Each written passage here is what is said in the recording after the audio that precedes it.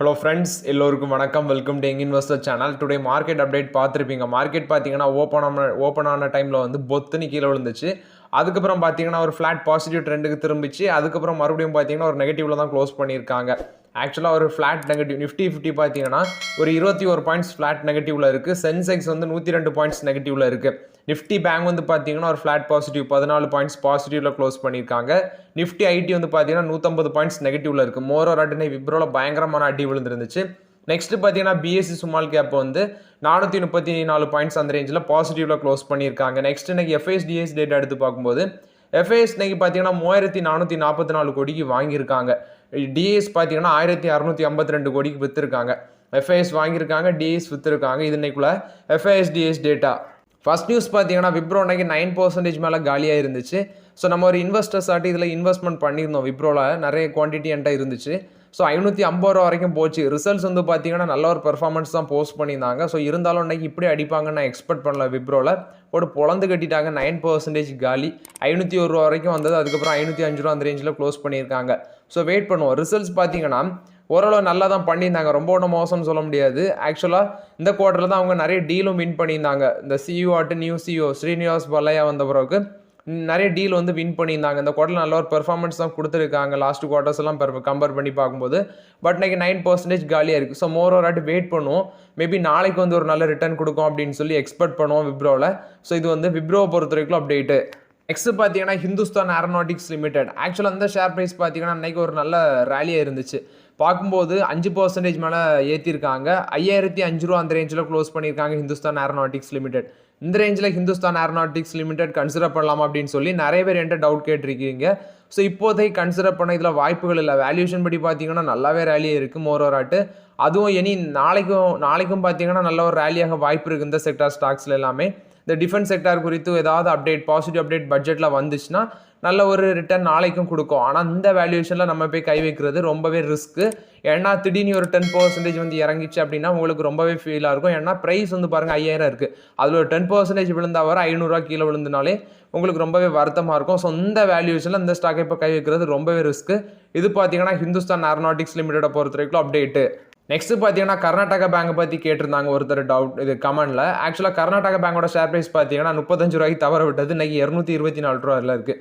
So நான் 224 ரூபாயில் consider பண்ணல. ஸோ அதுக்கு முன்னாடியே கன்சிடர் பண்ணேன். 35 ரூபாய்க்கு தவற விட்டேன். அதுக்கப்புறம் கொஞ்சம் ப்ரைஸ் மேலே வந்தோன்னா கன்சிடர் பண்ணேன். கர்நாடகா பேங்க் பார்த்தீங்கன்னா 224 ரூபா 225 ரூபா அந்த ரேஞ்சிலே சுற்றிட்டு இருக்கு. ரீசெண்டாக 217 அந்த ரேஞ்ச் வரும்போது நான் வந்து உங்கள்ட்ட அப்டேட் பண்ணியிருந்தேன். இந்த ரேஞ்சில் கன்சிடர் பண்ணலாம் அப்படின்னு சொல்லி. ஒரு லாங் டேர்முக்கு ஒரு நல்ல வேல்யூஷன் ஸ்டாக்கு. இப்போ வரவங்க பார்த்தீங்கன்னா வேல்யூஷன் படி ரொம்பவே சீப்பாக தான் இருக்குது அப்படின்னு சொல்லியிருந்தேன். சவுத் இந்தியன் பேங்கை நம்ம டிஸ்கஸ் பண்ணியிருந்தோம். அதுவும் ரொம்ப நாளாக மேலே போகாமல் ஒரு 27 அந்த ரேஞ்சிலே கொஞ்சமாக இறங்கிட்டு இருக்கு. 26 வரைக்கும் வந்துச்சு நம்ம நினைக்கிறேன். ஸோ அந்த ரேஞ்சில் வந்து பார்த்தீங்கன்னா 2 நாளில் ரிசல்ட்ஸ் வந்துச்சு சவுத் இந்தியன் பேங்குக்கு. ஸோ கமெண்ட்டில் கேட்டிருந்தீங்க நிறைய பேர் வந்து நிறைய ஸ்டாக் வாங்கியிருக்கோம், சவுத் இந்தியன் பேங்க் இறங்கிட்டே இருக்குது என்ன அப்படின்னு சொல்லி கேட்டிருந்தீங்க. நான் அப்டேட் பண்ணேன். ரிசல்ட்ஸ் வந்துச்சுன்னா ஓரளவு ரிசல்ட்ஸ் மோசமாக இருந்தால் கீழே போகும், அப்படி ரிசல்ட்ஸ் பெட்டராக இருந்தால் மேலே போகும் அப்படின்னு சொல்லி சவுத் இந்தியன் பேங்க் ரிசல்ட்ஸ் வந்துச்சு. ஓரளவு நல்ல பெர்ஃபார்மன்ஸ் பண்ணியிருந்தாங்க. ஸோ 3% அன்னைக்கு அடுத்த நாளே ஏற்றிருந்தாங்க ரிசல்ட்ஸ் வந்து அடுத்த நாள். ஸோ அது மாதிரி தான் கர்நாடகா பேங்க்லையும் நினைக்கிறேன். ரிசல்ட்ஸை எக்ஸ்பெக்ட் பண்ணி இருக்கிறாங்க. ரிசல்ட்ஸ் வந்துச்சுன்னா ரிசல்ட்ஸ் ஒருவேளை பேடாக இருந்துச்சுன்னா கீழே போவோம், ரிசல்ட்ஸ் ஒருவேளை பெட்டராக இருந்துச்சுன்னா மேலே போவோம். ஸோ அதே மாதிரி தான் கர்நாடகா பேங்கும். ஸோ வெயிட் பண்ணுங்கள். ரிசல்ட்ஸ் வரைக்கும் கர்நாடகா பேங்க்கில் வெயிட் பண்ணுறது ரொம்பவே பெட்டருங்கிறது என்னோட ஒப்பீனியன். இது கர்நாடகா பேங்கை பொறுத்த வரைக்கும் அப்டேட்டு. நெக்ஸ்ட் பார்த்தீங்கன்னா இந்தியன் ஓவர்சீஸ் பேங்க். இந்த பேங்க் பார்த்தீங்கன்னா இன்னைக்கு ரிசல்ட்ஸ் அனௌன்ஸ் பண்ணியிருக்காங்க. பிஎஸ்சி செக்டாரில் நான் கன்சிடர் பண்ணதில் நல்ல ரிட்டர்ன் கொடுத்த பேங்க் ஸ்டாக்னா அது இந்த ஸ்டாக் நான் சொல்லுவேன். ஸோ நான் அப்டேட் பண்ணுறேன். ஸோ ஃபஸ்ட்டு பார்த்தீங்கன்னா இந்த பேங்க் வந்து நிறைய பீப்புள்ஸ் வந்து அதாவது கவர்மெண்ட் ரிலேட்டட் இந்த 100 நாள் வேலை திட்டம் இந்த ரிலேட்டட் பீப்புள்ஸ் எல்லாமே பார்த்தீங்கன்னா கவர்மெண்ட் ஸ்கீம்ஸு பயன்படுறவங்க பீப்புள் வந்து எல்லாமே இந்த பேங்க்கில் வந்து மோஸ்ட் அக்கௌண்ட் வச்சுருப்பாங்க. ஸோ இது பார்க்கும்போது பார்த்தீங்கன்னா 500 கோடி ப்ராஃபிட் வந்து சேம் குவார்டர் லாஸ்ட் இயரில் பண்ணியிருந்தாங்க. இப்போ 633 கோடி பண்ணியிருக்காங்க. இயர் ஆன் இயர் பேஸில் வந்து 26.6% இன்க்ரீஸ் ஆயிருக்கு. ஆனால் குவார்டர் ஆன் குவார்டர் பேஸில் கோட்டை விட்டுருக்காங்க. குவார்டர் ஆன் குவார்டர் பேஸில் முந்தின குவார்டரில் 800 கோடிக்கு மேலே பண்ணியிருந்தாங்க. ஸோ குவார்டர் ஆன் குவார்டர் பேஸில் நல்லாவே கீழே விழுந்திருக்கு ப்ராஃபிட். டோட்டல் இன்கம் 7568 கோடியாக இருக்குது. 21.54% இன்க்ரீஸ் ஆயிருக்கு. டோட்டல் பிஸ்னஸ் 16.04% இன்க்ரீஸ் ஆயிருக்கு. 5,28,773 கோடியாக இருக்குது. நெட் இன்ட்ரெஸ்ட் மார்ஜின் பார்த்தீங்கன்னா 3.06% இருக்குது. ப்ரொவிஷன் கவரேஜ் ரேஷியோ வந்து 96.96% இருக்குது. 293 பேசிஸ் பாயிண்ட் இன்க்ரீஸ் ஆயிருக்கு. நெட் இன்ட்ரெஸ்ட் இன்கம் நான் இன்ட்ரெஸ்ட் இன்கம் வந்து பார்த்தீங்கன்னா 28.64% இயர் ஆன் இயர் பேஸில் இன்க்ரீஸ் ஆயிருக்கு. 1033 கோடியாக இருக்குது. அடுத்து இன்ட்ரெஸ்ட் இன்கம் பார்த்தீங்கன்னா 20.48% க்ரோத் காமிச்சிருக்கு, 6535 கோடியாக இருக்குது. Basel 3 capital adequacy ratio 17.82% increase ஆயிருக்கு அப்படின்னு சொல்லியிருக்காங்க. நெக்ஸ்ட் இந்த பேங்க் பார்த்தீங்கன்னா டார்கெட் ரிகவரி செட் பண்ணியிருக்காங்க. ஆக்சுவலாக முந்தின ஃபினான்ஷியல் இயரில் அவங்க 4700 கோடி வந்து ரிகவரி பண்ணியிருக்காங்க டோட்டல் ரிகவரி. இப்போ அடுத்த ஃபினான்ஷியல் இயரில், இப்போ கரண்ட் ஃபினான்ஷியல் இயரில் வர ஃபினான்ஷியல் இயரில் 5500 கோடி பார்த்தீங்கன்னா ரிகவரி ஆட்டு டார்கெட் ஃபிக்ஸ் பண்ணியிருக்காங்க. ஸோ இது வந்து பார்த்தீங்கன்னா அவங்க கிராஸ் பண்ணுவாங்க அப்படின்னு சொல்லியிருக்காங்க. இந்த பேங்கை பார்த்தீங்கன்னா நான் 24.03 rupees அந்த ரேஞ்சில் வந்து கன்சிடர் பண்ணேன். 24 ரூபா 3 காசு அந்த ரேஞ்சில் கன்சிடர் பண்ணேன். ஸோ மோர் வராட்டி யாரெல்லாம் அந்த ஸ்டாக் வச்சிருக்கீங்களோ கமெண்ட் பண்ணுங்க. ஸோ பிஎஸ்சி பேங்க் செக்டரில் கன்சிடர் பண்ணல நல்லா ரிட்டர்ன் கொடுத்ததுன்னா அந்த ஸ்டாக்கை சொல்லுவேன்.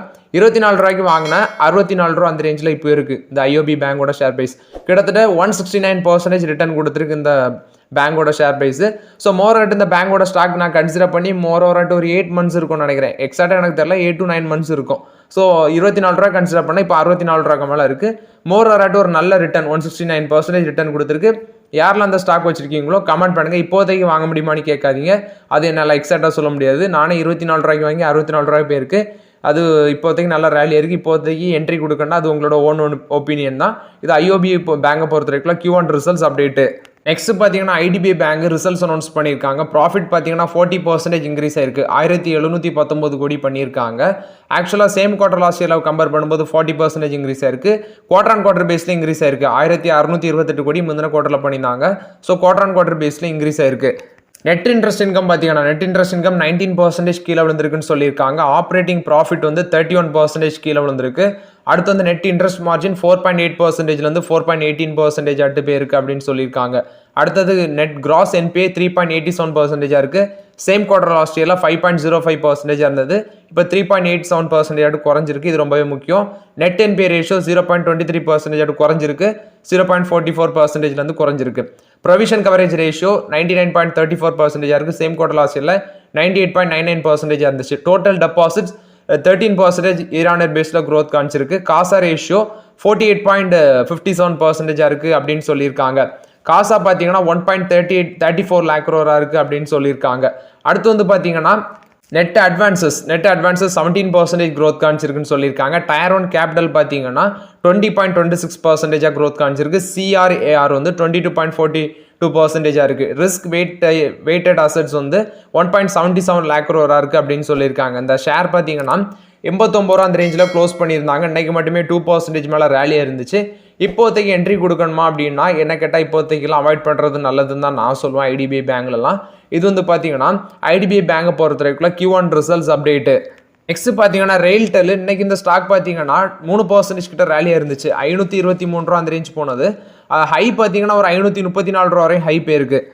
ரெயில்டெல்லிருந்து என்ன அப்டேட் வந்திருக்குன்னா, ரெயில்டெல் பார்த்தீங்கன்னா 187 கோடி ஒர்த்துள்ள ஆர்டர் வந்து மினிஸ்ட்ரி ஆஃப் ரயில்வேஸ்லேருந்து வின் பண்ணியிருக்காங்க அப்படின்னு சொல்லியிருக்காங்க. சொன்னைக்கு அந்த ஸ்டாக் ப்ரைஸ் வந்து மேலே போயிருந்துச்சு.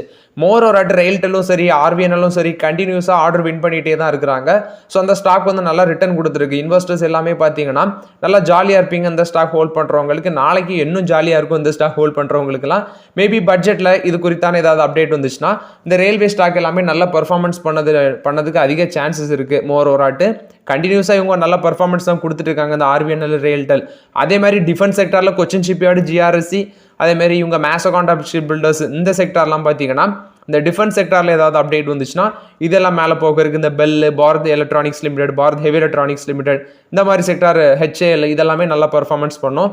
ஸோ நாளைக்கு பட்ஜெட்டில் சம்பவம் இருக்குது அப்படின்னு தான் சொல்லலாம். 11 மணிக்கு மார்க்கெட்டில் சம்பவம் இருக்குது, நம்ம வெயிட் பண்ணி தான் பார்க்கணும். 11 மணிக்கே பார்த்தீங்கன்னா அந்த பட்ஜெட் வந்து அனௌன்ஸ் பண்ண ஒரு செக்மெண்ட்டுக்காக நியூஸ் வந்துகிட்டே இருக்கும். நெக்ஸ்ட் பார்த்தீங்கன்னா டிஎல்எஃப்லேருந்து ஒரு அப்டேட் வந்திருக்கு. இவங்க கோவா மார்க்கெட்டுக்குள்ளே என்ட்ரு ஆகுறாங்க.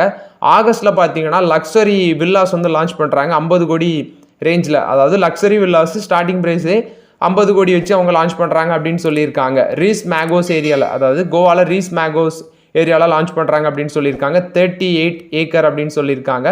மண்டாவி ரிவரை வந்து ஹில் ஃபேஸிங் மண்டாவி ரிவரை அதுக்கு பக்கத்தில் தான் 38 ஏக்கரில் இதை லான்ச் பண்ணுறாங்க. ப்ராஜெக்டோட மொத்த ப்ரைஸ் அவங்க சொல்லியிருக்கிறது 2500 கோடியில் லான்ச் பண்ணுறாங்க. இது டிஎல்எஃப்ஓ பொறுத்த வரைக்கும் அப்டேட்டு.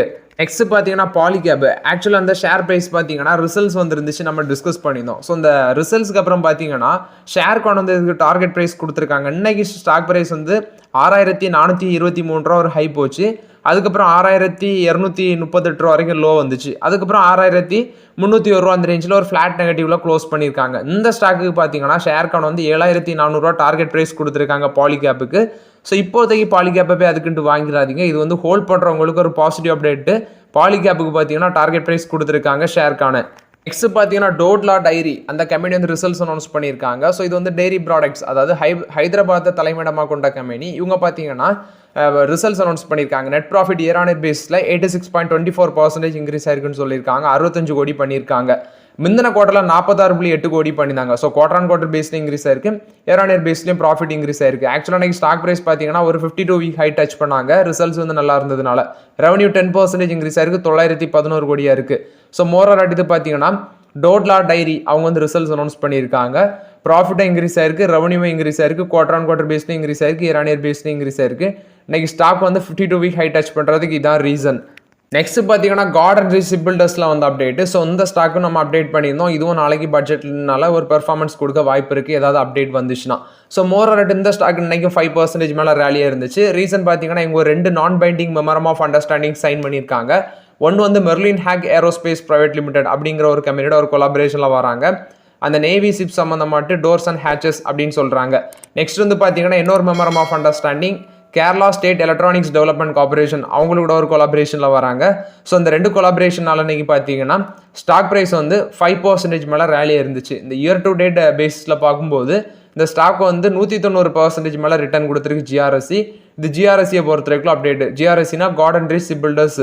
நெக்ஸ்ட் பார்த்தீங்கன்னா மங்களூரு ரிஃபைனரி பெட்ரோகெமிக்கல்ஸ் லிமிடெட் எம்ஆர்பிஎல்னு சொல்லுவாங்க. ஸோ இவங்க ரிசல்ட்ஸ் அனௌன்ஸ் பண்ணியிருக்காங்க. ப்ராஃபிட் 73 கோடி பண்ணியிருக்காங்க. சேம் குவார்டர் லாஸ்ட் இயர் 1014 கோடி, முந்தின குவார்டரில் 1037 கோடி பண்ணியிருந்தாங்க. குவார்டர் ஆன் குவார்டர் பேஸ்லையும் கீழே விழுந்திருக்கு, இயர் ஆன் இயர் பேஸ்லையும் கீழே விழுந்திருக்கு. இயர் ஆன் இயர் பேஸில் 92.8% கீழே விழுந்திருக்கு.